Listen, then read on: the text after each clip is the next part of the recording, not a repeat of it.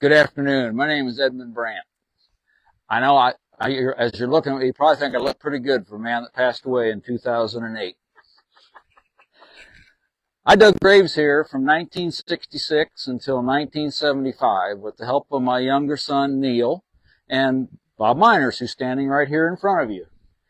Bob helped after I decided that after my son decided to get married and go off to college, and he couldn't help me anymore. But why dig graves by hand, even when we had backhoes available? Well, the trustees of the cemetery felt that up in the older part of the cemetery, all those people were interred in wooden coffins. And they thought it was disrespectful to drive that heavy equipment across the tops of those graves.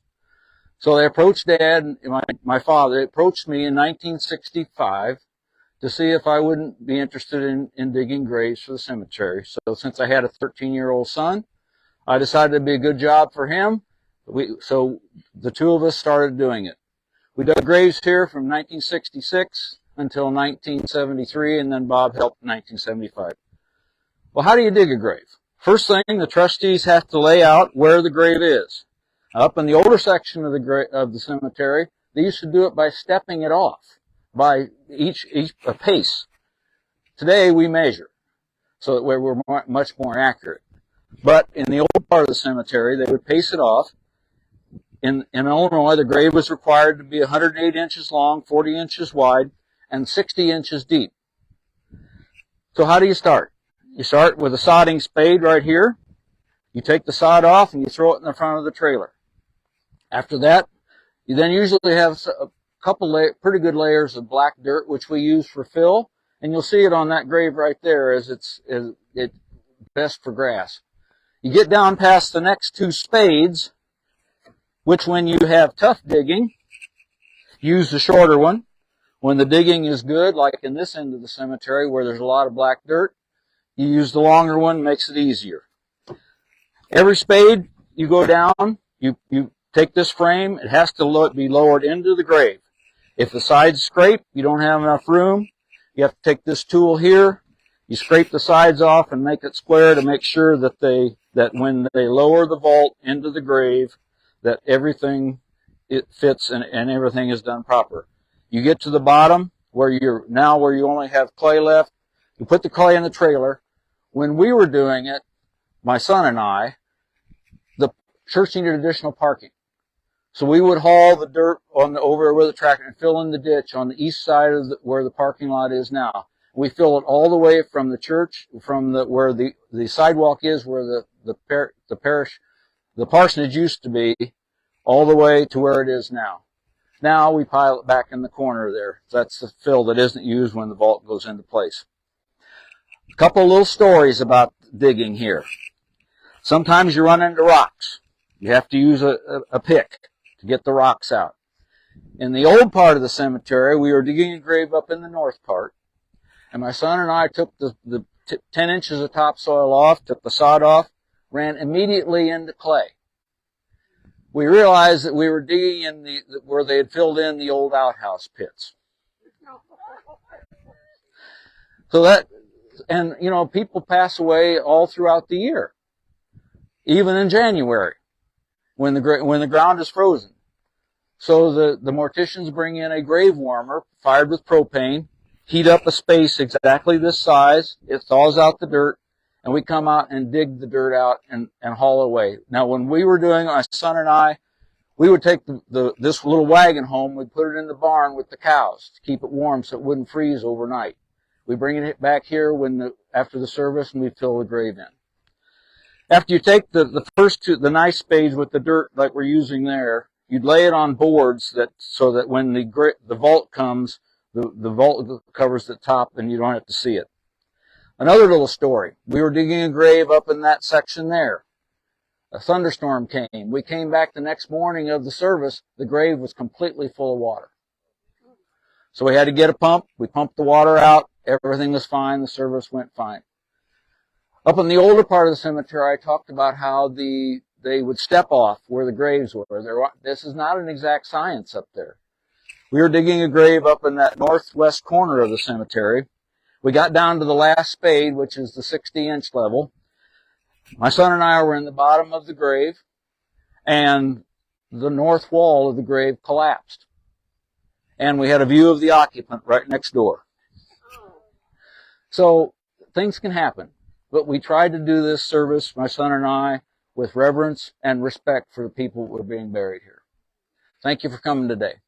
Thank you. Thank you. So you hooked it up to a tractor and brought it from the farm? From the farm, yep, that's right. Where do we go next? Do you know? Right up there. Right through that one.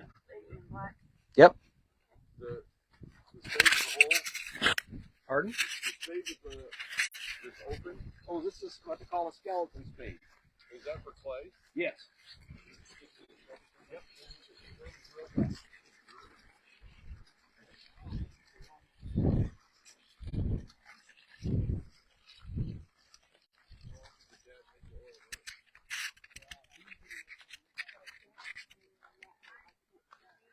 We thought there was around 100.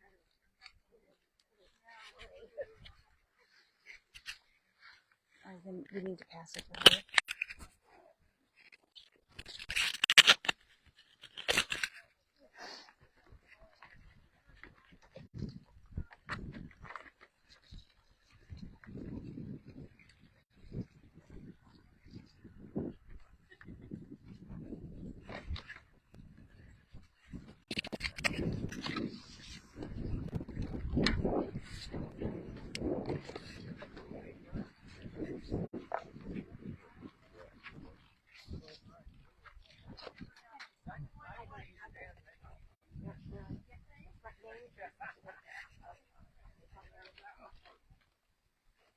I didn't bring my water. Dude, what was his name? Oh, he was right there. Yeah.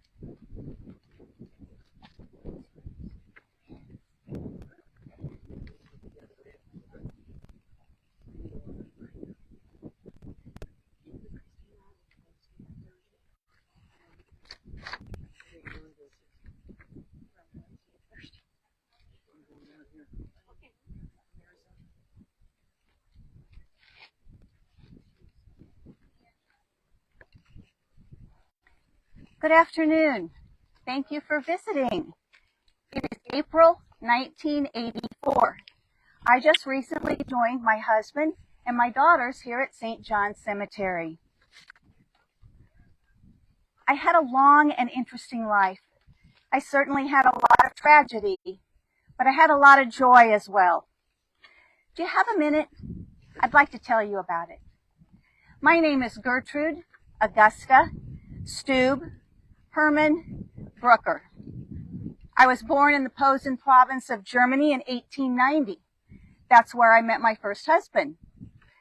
Arthur Hermann and I were married in Germany in 1913.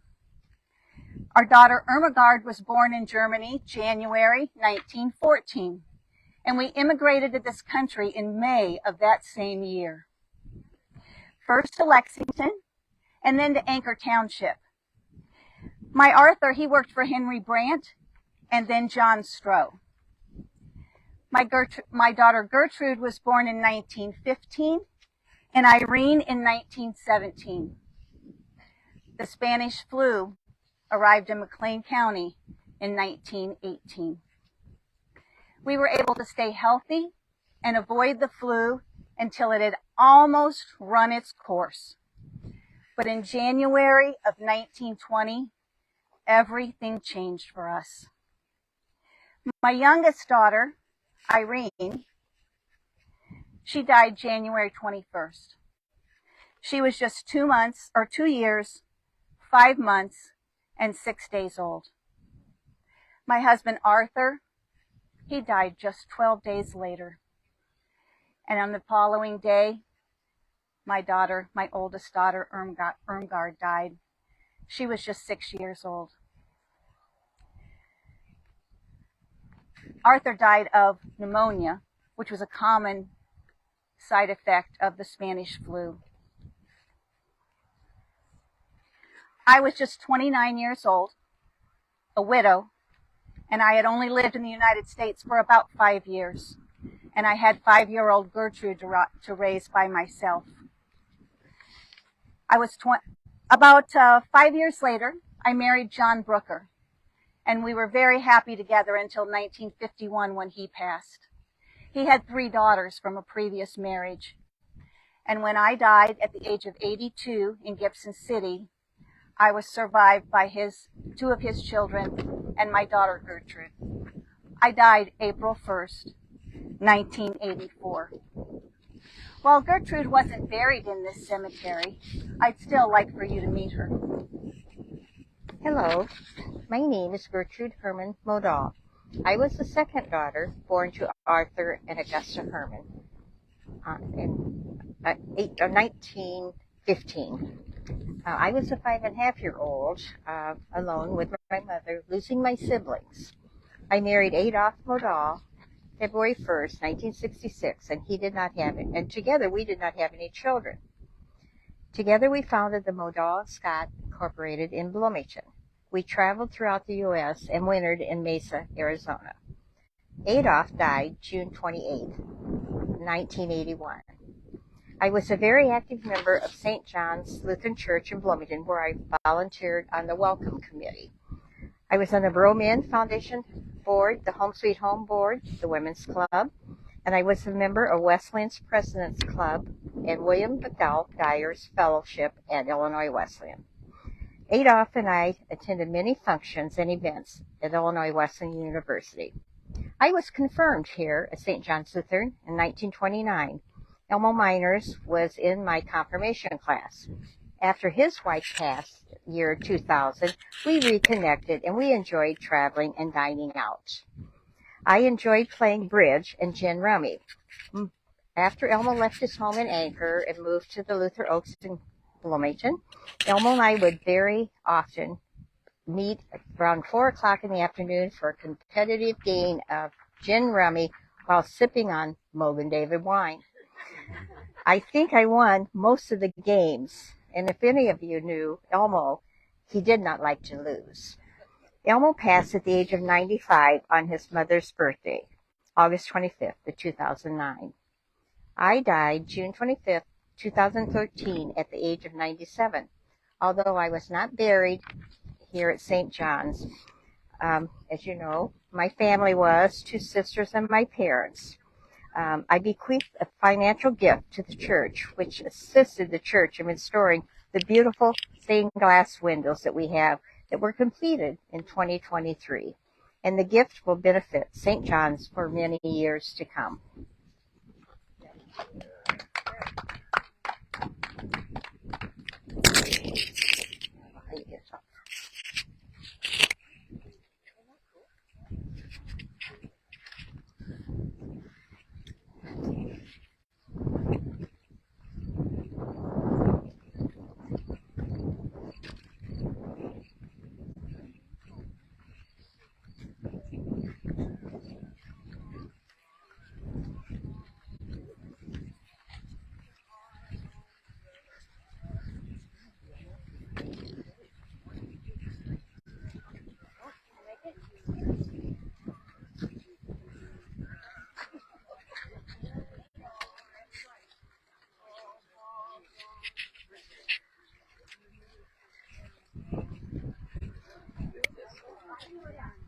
I did pretty good without it.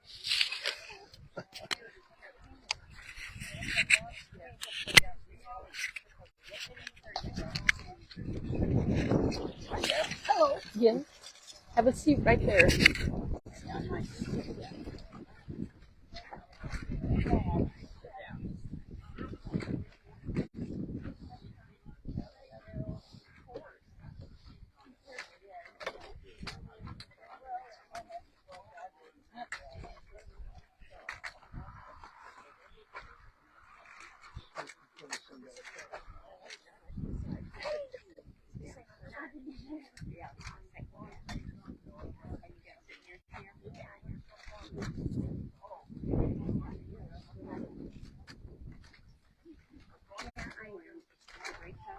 get them on.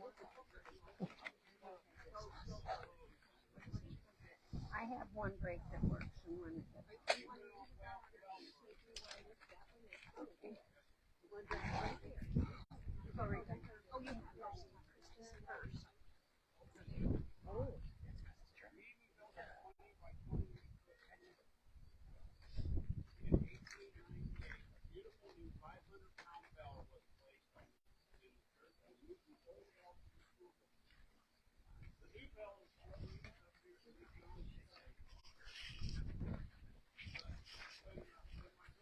Is everyone here?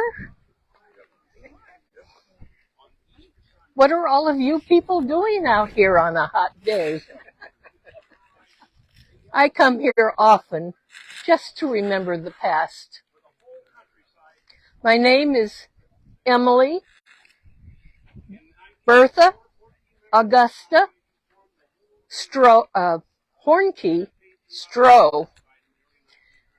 A long name, a German name, obviously, but I always thought they just couldn't decide which name to use, so they just put them all in. I was born in Germany in 1846. 65. I'm kind of old now, so you'll have to forget my memory lapses. In 1889, my parents decided to immigrate to the United States. Several of our friends and relatives were doing the same. Dreadful conditions in Germany. When we got here, my husband had hoped to buy land of a reasonable nature and become a farmer. We settled eventually here in this land, close to Anchor Township. There was a small German community down the road named Heidi. So we were among friends and relatives. We started coming to Anchor St. John's Church. At first, it was just a wooden building, but eventually, through the years, it became this beautiful structure you see today. During my day, most of the socializing was through the church. So it was there that I met my husband, my future husband. His name was, check again, Reinhold Heinrich Stroh. He was a 45-year-old, I didn't write that word down. Widower. He was a widower. I don't know why, but I want to say bachelor. He was a 45-year-old widower, and he had 6 children by his previous marriage. We married in September 23rd of 1889. His previous wife had died in 1888. So, at the age of 27 years old, I was the mother of 7 children. Whoever said that many hands makes the work lighter didn't know much about 7 children. Later, over the next 20 years, we had 6 more children. So we had 13 children to raise. We had 26 grandchildren, and we had 12 great-grandchildren at the time of my death in 1944.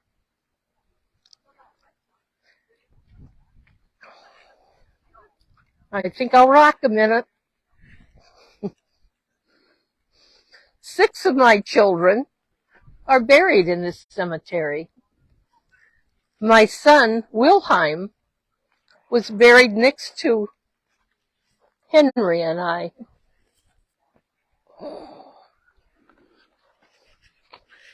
We had his statue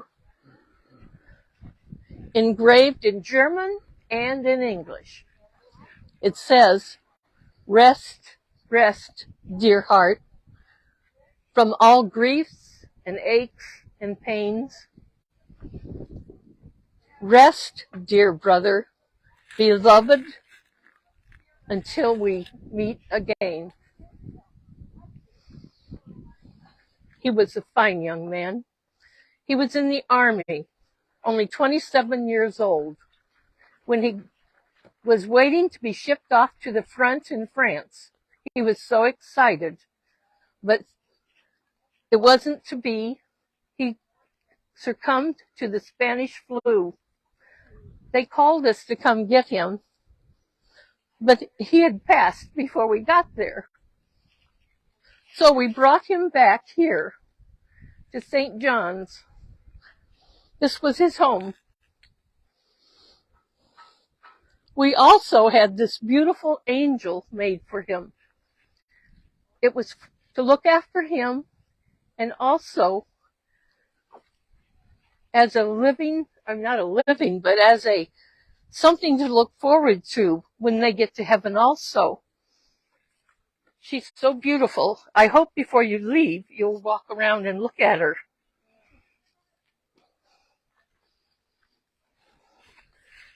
William was such a fine young man. Hello, my name is Willem Stroh, but everybody called me William. I was a 27-year-old active duty soldier stationed in Long Island, New York, when I fell ill and died from pneumonia, a complication of the Spanish flu. I was waiting to be shipped to the front lines in France with my buddies. My friends said I had a cheerful disposition and a kind and accommodating personality. The story I want to tell you about is one of great major crossroads in our church's history. You see, during the Great War, American sentiments were changing towards Germany. Indeed, anyone who did not subscribe to America's Constitution was buried in the back of the cemetery. Many of the headstones are written in German. It was part of our St. John's heritage, reflecting the early settlers of this community. In fact, the services held at this church were still conducted in German. I can still picture it. Men on the right of the sanctuary and women on the left. The pastor preaching the word in his native tongue.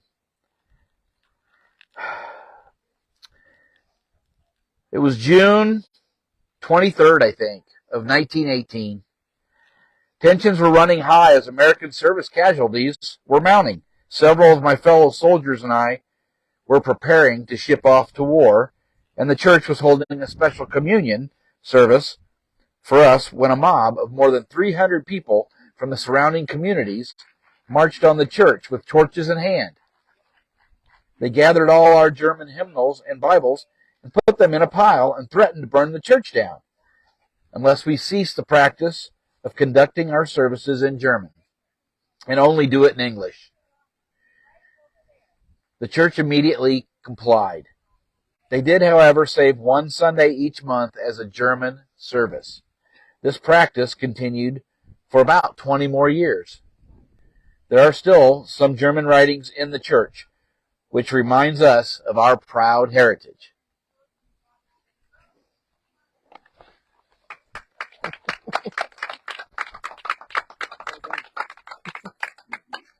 I remember my grandfather telling me about that. Did you? Mm-hmm.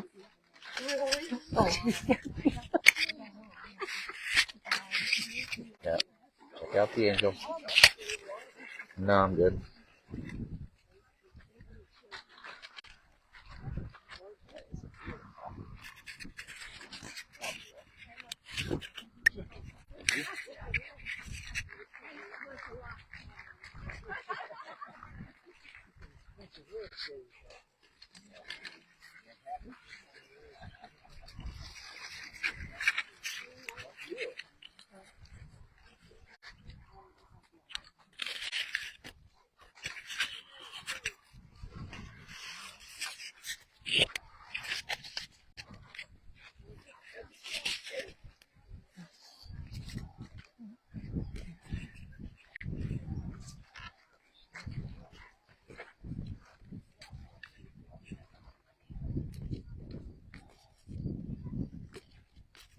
Mine ik, Vicky, Margarita, Rhodey, Brandt. Mrs. Brandt welcomes you here tonight. She, however, does not speak English, so she's asked me to translate and tell you her story. Vibke, Margarita Rhodey. Are we waiting for a little bit? Okay. Margarita Rhodey was born August 13, 1850, in Holstein, Germany, to Heinrich Nicholas Rode and Anna Katharina Magdalena Stetzer Rode. They were both born in the Schleswig-Holstein area in the early 1800s and emigrated to the United States in the mid-1800s. They are also buried in this cemetery. In Germany, economic hardships and forced conscription to the military and religious persecution of Lutherans drove more than 5 million Germans to the United States in the 1800s. In fact, entire congregations would come to America, lock, stock, and barrel, in order to worship God without interference from the state. Most of the immigrants who settled in this area, which was considered Cropsey Township, were from Schleswig-Holstein in northern Germany. Most likely they were neighbors and friends and relatives of the Rhodes. Vibke married Franz Jacob, or John Brandt, in Germany. Together, they and their 2 young daughters immigrated to the United States also. And sometime between 1874 and 1877, though the records were not very clear. Johann was now called John, and Vibke began using her middle name, Margarita. Life was difficult on central Illinois' swampy prairie. The territory was some of the last that had been settled in McLean County, and due to a lack of drainage tile, it was difficult to grow a good crop. They were very poor, and often their crop was only enough to feed their livestock. There was little left to take to market for other things. However, the German settlers were a strong community and accustomed to hard work. They also had a strong Lutheran faith and were determined to build a church in this new country and survive.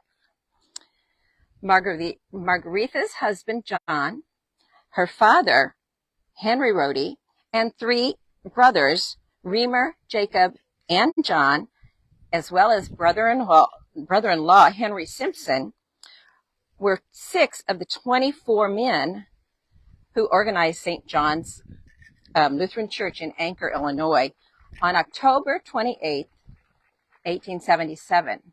That's 146 years and 2 days from today. Anchor Township had just been established in April of that very year. John Brandt served on the first church council.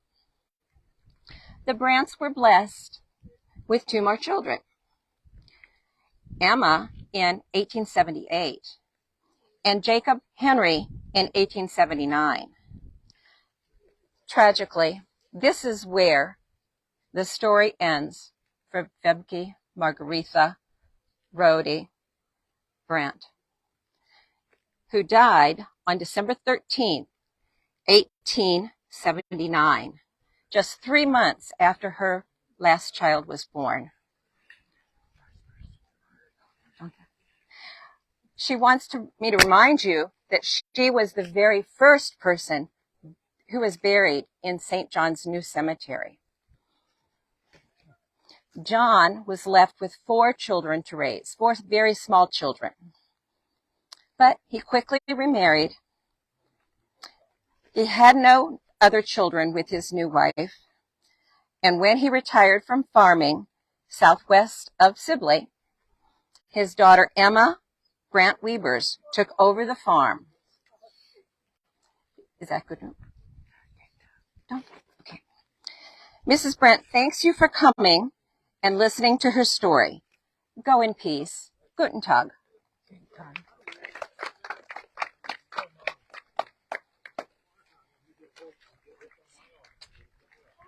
Uh-oh.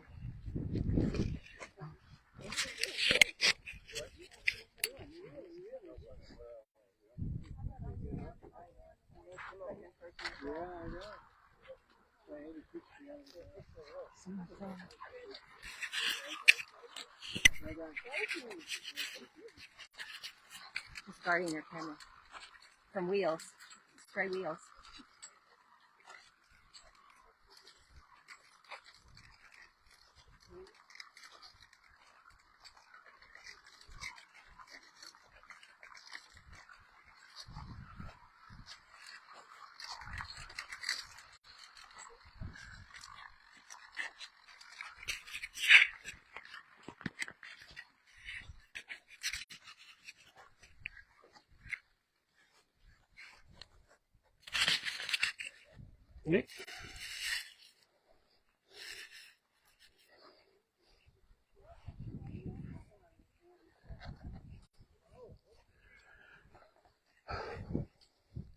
Ein feste Burg ist unser Gott, ein guten War and Waffen.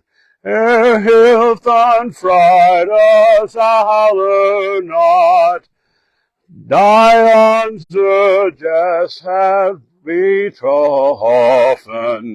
der Albus fein mit es just mine, Grandmark and Felice, sein Grossmann Proston hieß, ist es nach Saglatchen. Guten Abend. Welcome to St. John's. I is Pastor Andrew Hahn, but forgive me, I will speak English now. German was the main language in the church when I was called to St. John's Lutheran Church. I was the first resident pastor here at St. John's, and I was installed on November 4th of 1890. I was also served Sibley and Lawndale Township. In 1891, St. John's built a parsonage that I moved into, and my family moved into in November. I kept my horses on the south end of the cemetery. Across the road was a small town called Heide. I was the postmaster until it closed and the mail moved to Anchor in 1895. Things went well for our church. By 1894, the congregation had grown from 24 to over 75 members. We even built a 20 by 28 foot school. In 1898, a beautiful new 500-pound bell was placed in the church, and we moved the old one to the school. It is still in use today here at St. John's. I remember my girls loved to climb into the bell tower on Easter Sunday morning and wait for the sunrise. When the sun broke over the eastern horizon, they would yell down to me, and I would ring the bell for all it was worth to let the countryside know that about our risen Savior. In 1904, 14 members of the congregation formed the Little German Band, and they entertained throughout the countryside in the early 1900s. By 1908, our Sunday worship was growing, and the congregation wanted to build a new frame church. And it was just in time for our 30th anniversary. In May, the church approved to build the church where the old schoolhouse stood, and I started to solicit subscriptions, or what we call pledges nowadays. By March of 1909, over $10,000 have been received, and they were able to build the brick church that you see here today. at a final cost of $11,811.32. That would be well over $380,000 today. The remaining debt was $1,076, and it was paid off before the next congregational meeting. 1911, I started what was to become the oldest organization at St. John's, which was the Lutheran League. 1920 started out with a brand new pipe organ, which is still in use today. And after the Great War, many changes came about. Automobiles replaced horses, although the roads weren't as quickly to improve. The Depression came in 1929. 1920, I was making $2,000 a year salary. By 1933, I was making $600 a year. But I was blessed to have a job. In 1936, I was 70 years old. I had spent over 46 years here at St. John's, over half of my life. My wife, Ida, and I raised a wonderful family and made a multitude of dear friends. I love this old church, and I was proud of what it had become. My last sermon was October 4th of 1936. I wasn't feeling very well that day. I passed away 1 week later on Sunday, October 11th, on my 71st birthday. What a wonderful birthday present it was for me to enter the gates of heaven. Danke and Mugad dit Segen. Thank you.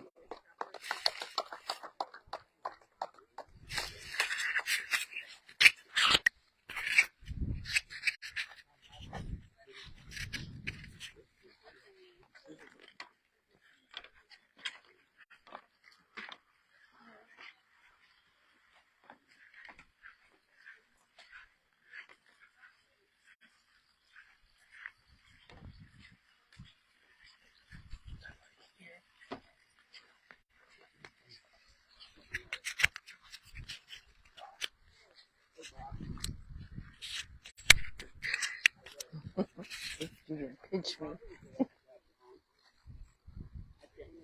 Was it Yasik? No, he was later probably.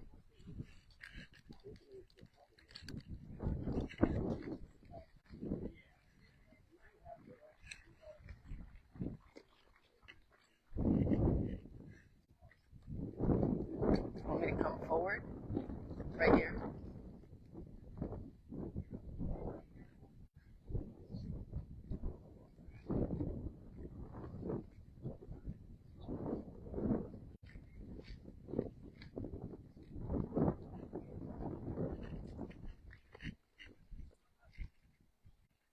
My grave is the third one in with the angel on top. The inscription on my grave in German is ruhten Gott und sehr lieber Gatten und Mutter. Here rests with God, our blessed wife and mother. Hello, my name is Elise Christine George Ricks, and I was born 152 years ago. My friends and family call me Lizzie. I was born in Drive Grove Township, which was located in the northwestern part of McLean County. I had 4 brothers and 1 sister. I am buried here next to my parents, Henry George and Anna Marie Schleter George. My grave marker is the only metal marker in the cemetery and is also inscribed, "Suddenly you've gone away over into eternity, but it is our desire to see you again in glory." I was confirmed here at St. John's in 1888 when I was 17 years old. I married Edward Ricks at this church on December 3rd, 1890. When I was 19 years old, he was 25. We were very much in love, and we had a total of 9 children in the 15 years we were married. We were heartbroken when 2 of our children died before the age of 2 years old from cholera and whooping cough. On June 11th, 1905, I tragically died during childbirth. My infant son, who was stillborn, was not named. I was only 34 years old, and I left my husband to care for our young children. I am buried with my son, holding him in my arms. Sadly, just 1 month after my son and I passed away, another one of my children died, a boy, from gastritis. So you may wonder what happened to my family after I died. My husband married Hedwig Hunt a year after my death, and they had 3 daughters. Our 5 children that survived me lived and ranged from 80 to 98 years old. I may mention that my second oldest girl, Marie Elise Rix Bielfeld, lived in Anchor and Colfax until she was 91. I am the great-grandmother to 2 current members of this church, Susie Barkley and Reverend Catherine Bielfeld. My family continues to grow.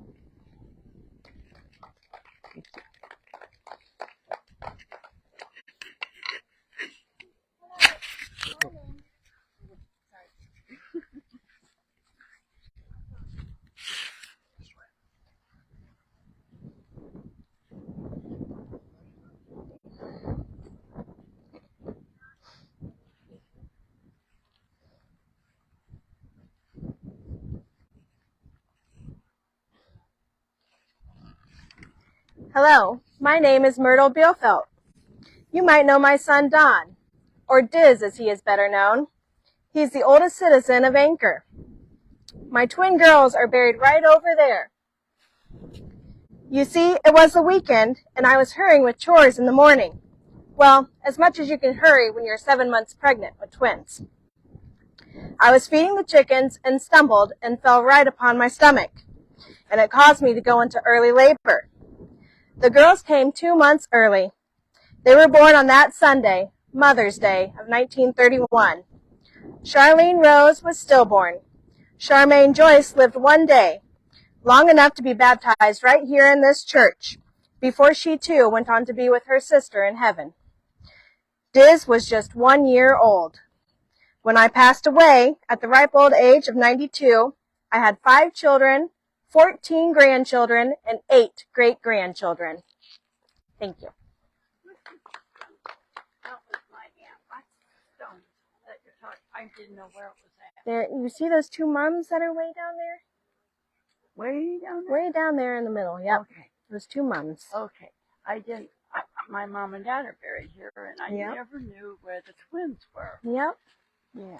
Well, I know Good. you. Yeah. How are you? Good. I didn't even recognize you until just I heard you. This is wonderful because I've always wondered.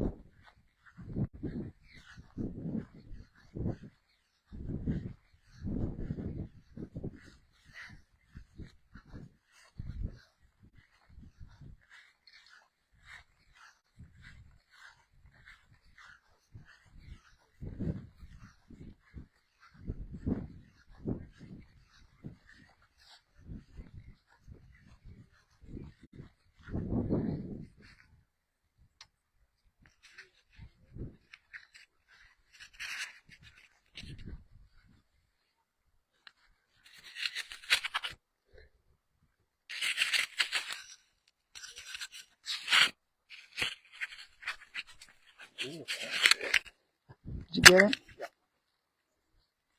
It's hot and itchy.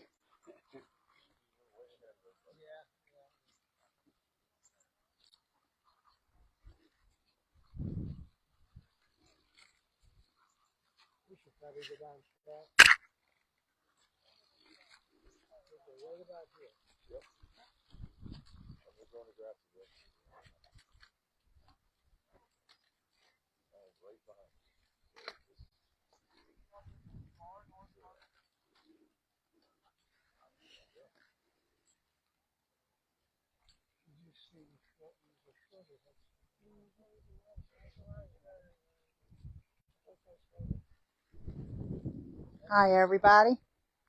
We're going to wait until these last ones get down here. I think I got a gentleman that's kind of moving slow back there. And that's, well, I was waiting for him to come down. Whoops, I'm sorry. I might have messed it up. Sorry, Bob. Maybe he decided he didn't want to come down that far. Okay.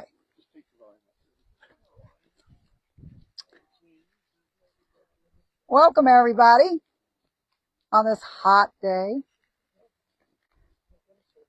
I am Joyce Jacobs Ricks, and I was born on June 12, 1922, in Bloomington, Illinois, to Ralph F. and Gladys Ward Jacobs.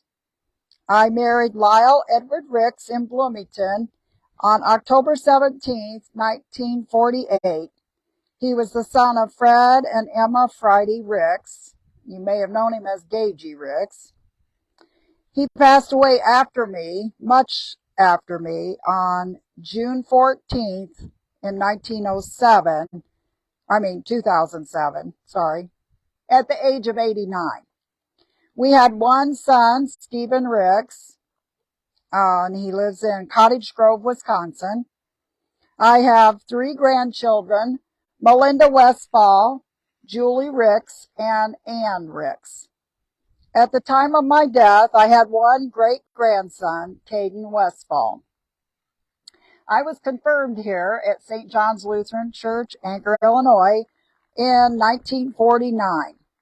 I was an active member of the Ladies Dorcas Society. Before I was married, I served in the Women's Army Medical Corps in World War II, and I was a Tech 4, which in further information about that, Roosevelt signed the legislation on July 1st, 1943, which changed the name of the corps to the Women's Army Corps and made it part of the Army of the United States. This gave women all of the rank, privileges, and benefits of their male counterparts. Women were recruited from all 50 states and territories, and the technician 4th grade was a rank of the United States Army from 1942 to 1948. I worked in the medical area in the Gibson Community Hospital for years and spent my last 15 years of employment at M&W Gear Company in Gibson City, Illinois. My life, unfortunately, was cut short by cancer, and I passed away before retiring at the age of 63 on August 10th, 1985, and I was at the Gibson Hospital Annex in Gibson City, Illinois. I lived in Anchor for most of my married life. My neighbors remember me as a very caring, loving person. And in conclusion, I was one of her neighbors, and she lived right around the corner from me. And Susan Hammer, Mizell, that was just down here, she told me she was her neighbor too. We were both neighbors.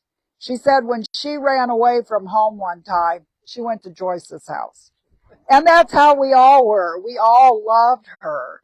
And I think that she influenced me to want to become a nurse because she always came home dressed from the hospital in her scrub outfit or her white outfit whatever. And I don't know 100% if she became a nurse, but she definitely worked in medical in the World War II. And she used that background to work in the hospital. And it did influence me because she was such a kind, loving person. And I loved to go over to her house. She always baked cookies for us. And she was just such a wonderful person. And I was so sad when she died young. So, thank you.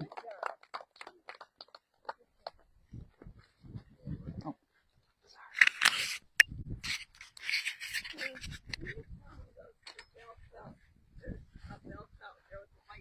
yeah.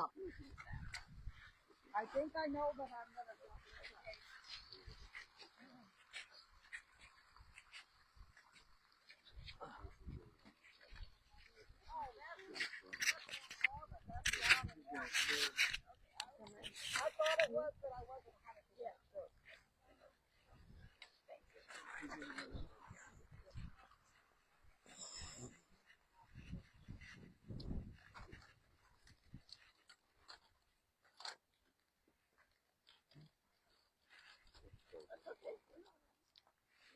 I hope everybody's having a good time today. My name is Elma Miners. I was born on a family farm south of Anchor, Illinois, to Edward and Jessie Reinhardt Miners. I'm a lifetime member of St. John's Lutheran Church. On September 2nd, 1936, I married Vera Laverne McCown in that church. She passed in July 25 of 2000 and is buried here. I lived my life with the 4 F's: faith, family, friends, and farmers. I was always interested, since I was a farmer, in trying to help other people, myself included, to figure out ways to better farm and save money. I own 2 grain elevators, one in Anchor and one in Colfax. I also owned a miner's soil service to serve the farmer, and miner's fertilizer storage in Colfax. With the help of Art Warsaw, who owned a international dealership of mine here, I asked him, is there any way we can figure out a way to put more speeds and more gears in the farm I am? Art says, well, maybe. But together with he and I, we found a way to add 4 more gears to the international transmission, thereby giving the tractor 9 speeds instead of 5. In 1949, we co-founded M&W Gear Company. With the 9-speed transmission, the farmer could select a gear that he could efficiently pull his present equipment faster, thereby saving time and fuel. That was the beginning of M&W Gear Company. In 1954, Art Warsaw sold his interest in M&W to Earl Manufacturing of Indianapolis, Indiana. If an airplane can run on aluminum pistons, why not a tractor? So, in 1950, the Add Power aluminum piston was added to the M&W product line, and it boosted power and increased fuel economy. I had a motto: if it doesn't improve performance or reduce costs, forget it. In 1965, I bought land in Gibson City and built a full-fledged engineering manufacturing plant. We had a payroll of 300 to 350 employees. We were fast moving into becoming a short line company, making fertilizer equipment, little red wagons, rotary hose, earth masters, grain dryers, dynamometers for the dealers to test the horsepower of tractors, just to name a few. I started sponsoring the M&W Farm Power Show Days and tractor pulling in 1955. And it continued through 1973 when the last power show was held on our farm. December 6th of 1980 at the National Tractor Puller Association Awards Banquet in Nashville, I was inducted into the Tractor Pullers Hall of Fame. I've got 3 daughters living in Gibson City. They said, Grandpa, we need a McDonald's. Well, luckily I know a man who knows the CEO of McDonald's. So, got a hold of Fred Turner, the CEO, told him we wanted a McDonald's in Gibson City, and he said, no, the town is too small. I said, well, we're not going to take no for an answer. We're going to sit here and discuss it. He finally said, I'll tell you what we'll do. We will put in a mini-Mac at Gibson City, but we will own it. So if anything goes wrong, we'll just, tear it down, leave it, or whatever. Well, 3 months later, he said, you know what? We should have put in a full-size McDonald's. So if you go to Gibson City and you're traveling Route 47, 54, or Route 9, you will see a full-size McDonald's in Gibson City. I always like to keep busy. I always like to think about things. So in 1975, I went over to Cooksville and started a company called Elmco. That stood for Elmo Laverne Miners Company Incorporated. We built custom golf carts. And we made them look like the Rolls Royce. And even put the silver Flying Lady on it until Rolls Royce told us to take it off. But anyway, some of the people that bought the carts, you might know. Jackie Gleason, President Gerald Ford, Glenn Campbell, Flip Wilson, Burt Reynolds, and even Evel Knievel. We shipped our golf carts abroad. We've got golf carts in Bahrain, Saudi Arabia, Japan, Taiwan, Thailand, and Puerto Rico. I was privileged to be on the Octavia School Board and in Gibson City on the Gibson City Community Hospital Board, the First National Bank Board, and when my daughter went to St. Louis to study nursing, I was invited to become one of the Board of Regents.